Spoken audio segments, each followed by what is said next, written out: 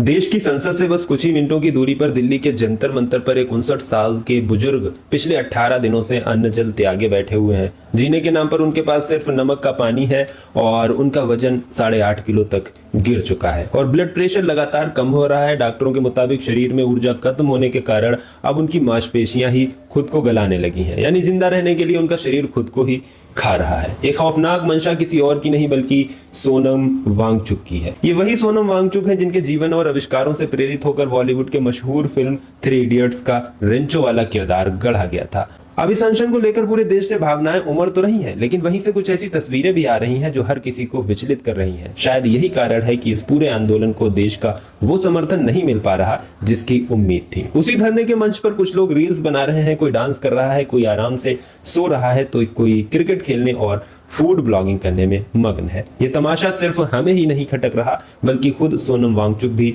इससे आहत हो चुके हैं। उन्होंने भारी मन से कहा था कि ऐसा लगता है जैसे लोग यहाँ पिकनिक बनाने आए हैं और भरपेट खाना खा रहे हैं, जिसे देखकर बेहद दुख होता है।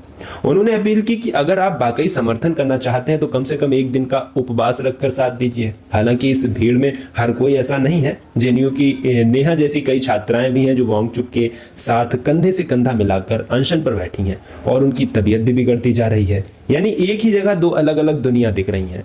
एक तरफ कुछ लोगों के लिए ये सिर्फ एक पिकनिक है, तो दूसरी तरफ उन 22 लाख छात्रों के भविष्य का सवाल है जिनके लिए ये पूरी जंग शुरू हुई थी।